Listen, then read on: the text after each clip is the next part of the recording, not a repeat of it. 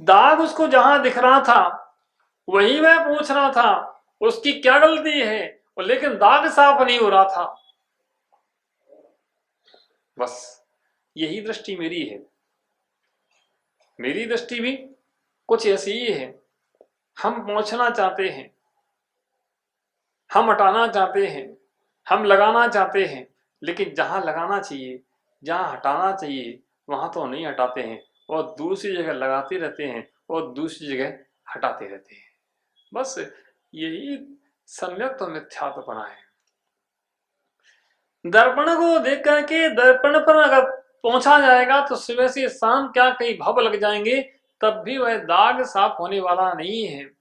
हम भी पहुंचना चाहते हैं, हटाना चाहते हैं, लेकिन दर्पण का दाग हटाना चाहते हैं। हम दूसरों को सुधारना चाहते हैं, दूसरों के पाप दूर करना चाहते हैं, दूसरी वस्तुओं को सुधारना चाहते हैं, दूसरी व्यवस्थाओं को सुधारना चाहते हैं, लेकिन अपनी व्यवस्थाएं जो अपने अंदर हैं उनको नहीं सुधारना चाहते हैं। दूसरों को दोष देते हैं, कहीं भूमि को दोष देते हैं, कहीं व्यक्तियों को दोष देते हैं। ना भूमि दूषित है, न व्यक्ति दूषित है, तुम्हारा कर्म दूषित है। वह व्यक्ति भी उस स्थान पर बैठता था तो उसको राजा दिख जाता था। ये संयोग है। कभी कोई व्यक्ति किसी के कहने से किसी दूसरे स्थान पर मंदिर में चला गया कि वहां चले जाओ तुम्हारा काम हो जाएगा, और कदाचित उसका काम किसी पुण्य कर्म की वजह से वहां हो जाता है। किसी दूसरे मंदिर में जाकर के उसने हाथ जोड़ते निवेदन कर दिया और दूसरे दिन उसका काम हो गया, तो उसकी धारणा में आ जाता है कि मेरा काम यहाँ आने से हो गया। वहां आने से तुम्हारा काम नहीं हुआ है। वहां आने से, वहां जाने से तुम्हारा अगर काम होता तो वहां सैकड़ों जाते हैं, उन सैकड़ों के काम हो जाते हैं।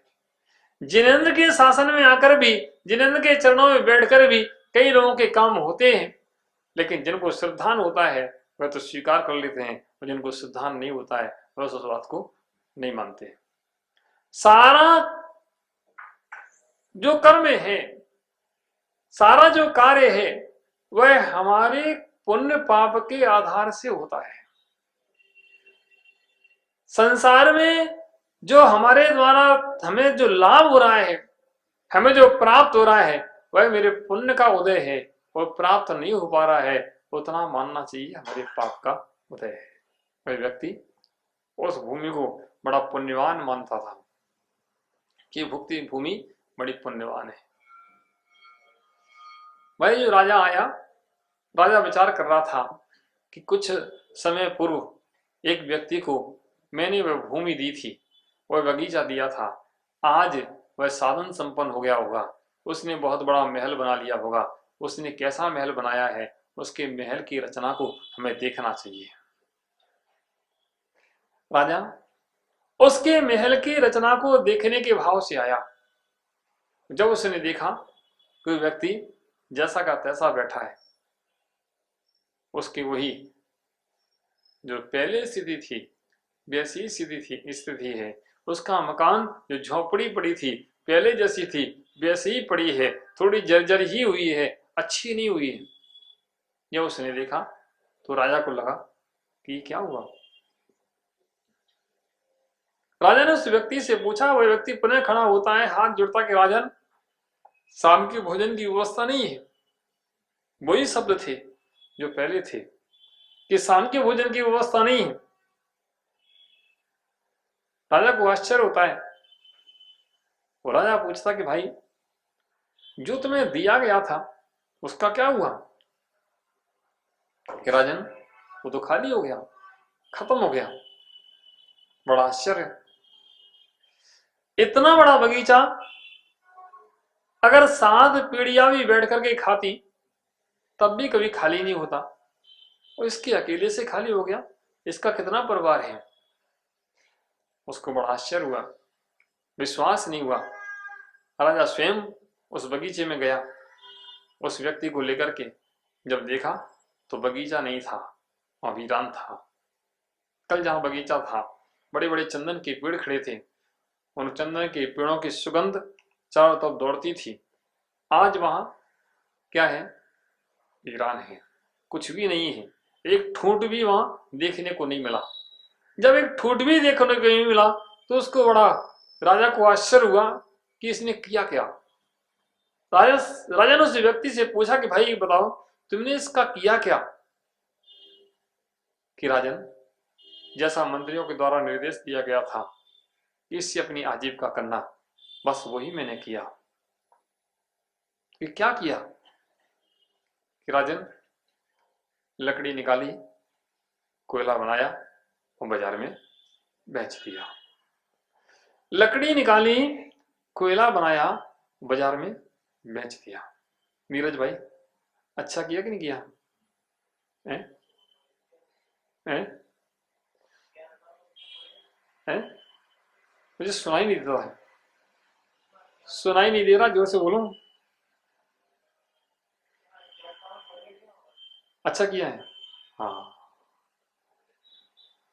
क्यों भाई, आप लोग बताओ, नहीं किया है? बीरेंद्र भाई, तुम बता दो भाई। गलत किया। अच्छा, सुभाष भाई हैं? हाँ, लकड़ी निकाली, कोयला बनाया, बाजार में बेच दिया। राजा को बड़ा आश्चर्य होता है और राजा सोचता है कि मूर्खों के हाथ में संपत्ति देने से क्या फायदा। मूर्खों के हाथ में संपत्ति देने से क्या फायदा, ऐसा विचार करता है। और राजा कहता है कि एक बात बताओ, सारी लकड़ी खत्म हो गई, थोड़ी बहुत बची है? कि महाराज, सब खत्म हो गई, बस इतना सा टुकड़ा मेरे पास रखा है। कि कहाँ है? कि इतना सा टुकड़ा मेरे पास है, रोज घिसता हूं और तिलक है, रोज घिसता हूं और तिलक लगाता हूं। यानी उसको ज्ञान था कि चंदन है। आश्चर्य होता है, घिसता हूं, तिलक लगाता हूं। जब राजा ने ये बात सुनी तो उसको बड़ा आश्चर्य लगा। अब बताओ, उसने सही किया कि गलत किया? अभी तुम कह रहे थे कि वो अज्ञानता में उसने ऐसा किया है, इसलिए ठीक है, लेकिन वह रोज घिसता था, रोज तिलक लगाता था और तिलक लगा करके और फिर काम पर जाता था। अब बताओ, उसने सही किया कि गलत किया? प्यारे बंधुओं, राजा कहता वो टुकड़ा लेके आओ। लेके आया। जब उसने देखा इस टुकड़े को, और राजा ने कहा एक काम करो, किसी पंसारी की दुकान पे जाओ, इसको बेच के आओ। इसको कौन लेगा? इतने से टुकड़े को कौन लेगा? राजा कहता एक बार जाओ तो। जब गया, जब गया और उसको कीमत मिली, उस कीमत को प्राप्त करके वह अपना सिर धुनता है कि मैंने क्या किया। हो बंधु, जब किसी वस्तु की कीमत का जब तक ज्ञान नहीं होता है, जब तक हमें वस्तु की कीमत का ज्ञान नहीं है, तब तक ही हमारी अज्ञानता से हमें दुख प्राप्त हो रहा है। कुछ लोगों को ज्ञान होता नहीं है, कुछ लोग जान करके अज्ञानी बनते हैं। जब उसको कीमत मिली तो उसको बड़ा आश्चर्य हुआ और दुख भी हुआ, लेकिन अब पछतावत होत का जब चिड़िया चुन गई खेत। ओ, शायद यहाँ के लोगों को समझ में आ रहा होगा। आ रहा नहीं आ रहा है? पीछे सीनियर सिटीजन के लोग बैठे हैं, है ना, और युवा भी बैठे हैं, शायद सबकी समझ में आ रहा होगा। उस व्यक्ति ने अच्छा किया गलत किया है? नरेश भाई बताओ। गलत किया। अपन लोग अच्छा कर रहे हैं, गलत कर रहे हैं। ये दृष्टांत किसी और का नहीं है, ये दृष्टांत किसी और के लिए नहीं है, ये हमारे अपने लिए है। मनुष्य पर्याय रूपी सुंदर चंदन का बगीचा प्राप्त हुआ है। ये सुंदर चंदन का सुगंधित बगीचा है। इसकी सुगंधी, इससे सुंदर संसार में कोई सुगंधी नहीं है। इसके माध्यम से, इस बगीचे के माध्यम से ऐसा मोक्ष महल प्राप्त हो सकता है जो कभी समाप्त ना हो। समझना, इस बगीचे के माध्यम से ही वह मोक्ष महल प्राप्त हो सकता है जो कभी समाप्त ना हो। एक बार मोक्ष महल प्राप्त हो गया फिर जीवन भर आनंद ही आनंद है। इस बगीचे को मुझे प्राप्त करने के लिए पहले बहुत श्रम करना पड़ा, लेकिन कहीं नियोग से ये प्राप्त हो गया। प्राप्त होने के बाद आज हम इस बगीचे का कितना उपयोग कर रहे हैं और कितना दुरुपयोग कर रहे हैं, विचार करना। हमारा सम्यक दर्शन, सम्यक ज्ञान और सम्यक चारित्र, कितना सम्यक दर्शन दृढ़ है, कितना सम्यक ज्ञान है और कितना हमारा सम्यक चारित्र है। ये मनुष्य पर्याय रूपी सुंदर चंदन का बगीचा प्राप्त हुआ है। पहले आप इस बात को मानते हो कि नहीं मानते हो कि वास्तव में मोक्ष के लिए यही मुझे आवश्यक है? कैलाश भाई, मोक्ष के लिए इस बगीचे की आवश्यकता है कि नहीं है? यह मानुष पर्याय सुकुल सुनवोज निवाणी, यही विद गए फिर ना मिले सुमणि जो उदत समानी। एक बार खोने के बाद ये पर्याय पुनः मिलेगी नहीं मिलेगी कोई पता नहीं है, भरोसा नहीं है। इस बात पर अपन को श्रद्धा हो पाता कि नहीं हो पाता है? पद्मचंद जी, होता कि नहीं होता है? होता तो है। एक बार खो गई फिर कब मिलेगी इसका भरोसा नहीं है, लेकिन फिर भी हम पता नहीं कौन से स्वप्न में डूबे हैं, कौन से मोह में डूबे हैं। हमारा इतना ज्ञान जागृत नहीं हो पाता है, इतना हम ज्ञान, अपना विवेक नहीं लगा पाते हैं कि इसके आगे मुझे करना क्या है, इसके आगे क्या करना है। प्यारे बंधुओं, समझना, हमारे 24 घंटे के समय में 24 घंटे में कितना समय हमारा पाप पूर्ण निकल रहा है, कितना समय हमारा पुण्य रूप क्रियाओं में निकल रहा है और कितना समय हम अपने लिए दे पा रहे हैं। विचार करना, कितना समय अपने लिए दे पा रहे हैं और कितना समय पर के लिए दे पा रहे हैं। हमने अपने कभी जीवन का अध्ययन नहीं किया। क्यों नहीं किया? शायद हो सकता है आपको श्रद्धान नहीं है जिनवाणी पर, क्योंकि जिनको श्रद्धान होता है उनको ज्ञान होता है, और जिनको ज्ञान होता है वो श्रद्धान से, ज्ञान से अध्ययन जरूर करते हैं। और जिन्होंने अध्ययन किया है उनके आचरण सुधरे हैं। श्रद्धान के साथ में जिन्होंने अध्ययन किया है उनके आचरण सुधरे हैं, और जिन्होंने श्रद्धान के साथ में अध्ययन नहीं किया है, मात्र अध्ययन किया है, उनके आचरण नहीं सुधरे। कितना भी अध्ययन कर लिया जाए, जब तक श्रद्धान के साथ में अध्ययन नहीं है तब तक वह आचरण सुधरने वाला नहीं है। आचरण हमारे श्रद्धान से ही सुधरता है। प्यारे बंधुओं, पहले तो यह श्रद्धान करना पड़ेगा, इसकी कीमत है, इसकी कीमत है। किसी ने कहा कि ठीक है ये तो निकल गई, अगली बार देखेंगे। लोग बड़े बड़े उसमें गंभीरता से और बड़े सहजता से कह देते हैं कि ये निकल गई। पंडित साहब ऐसी कहते नहीं कहते हैं? खैर पंडित साहब का तो नियम है कि इस पर्याय में मुनि बन के ही समाधि करेंगे।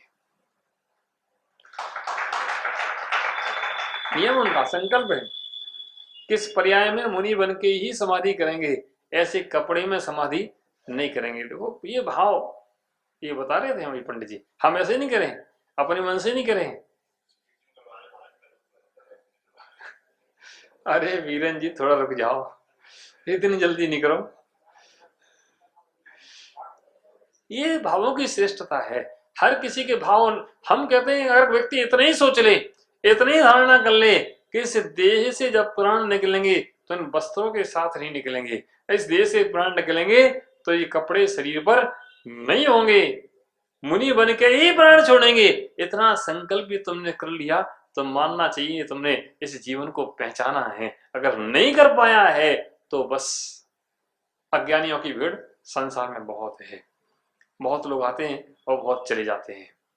बिरले हैं जो इस देह का अध्ययन कर पाते हैं, बिरले हैं जो अपना अध्ययन कर पाते हैं, बिरले अपने सम्यक दर्शन को मजबूत कर पाते हैं कि जिनेंद्र के शासन में जो मुझे प्राप्त हुआ है ये मेरा परम सौभाग्य है। और सौभाग्य ही नहीं है, परम सौभाग्य है कि ये देह मुझे प्राप्त हुई है। ये देह मिलना इतना आसान नहीं है, इसका मुझे सदुपयोग करना है, सदुपयोग करना है। किसी ने तुम्हें व्यापार के लिए अगर 1 करोड़ रुपए दिए हैं तो उस 1 करोड़ रुपए का उपयोग अगर कोई सद व्यापार में करता है और लाभ कमाता है तो ठीक है, अन्यथा पूंजी किसी के पास रहती नहीं है। पूर्णचंद जी सलाह कर रहे हैं अपने पड़ोसियों से आपस में कि महाराज कह रहे हैं तो अब क्या करना चाहिए, विचार कर लो। अपन सब 60 के पार ही है ना, सब 60 के पार हैं, अड़ोसी पड़ोसी जालंग वालंग बैठे हैं। तो सबसे पूर्ण चाहिए सलाह कर लो, ठीक है, शिखर जी में नंबर लग सकता है। प्यारे बंधुओं समझना, इस शरीर के माध्यम से मोक्ष महल भी मिलता है। इस शरीर के माध्यम से हमें कीड़े मकोड़ों की पर्याय भी मिलती है। इसी मनुष्य पर्याय के माध्यम से हमारा गुजारा हो सकता है और इसी मनुष्य पर्याय के माध्यम से हमें मोक्ष महल भी मिलता है। गुजारा होता है, अभी तो हम मात्र गुजारा ही कर रहे हैं। कैलाश भाई बताओ क्या कर रहे हो? गुजारा ही कर रहे हैं। सुबह उठते हैं और थोड़ा बहुत टिप टाप किया, मंदिर गए, हाथ जोड़े, भगवान से प्रार्थना की कि शाम को तगादे वाला आने वाला है, उसकी व्यवस्था बन जाए, बात खराब नहीं हो जाए। संजय भाई ऐसा ही कि नहीं?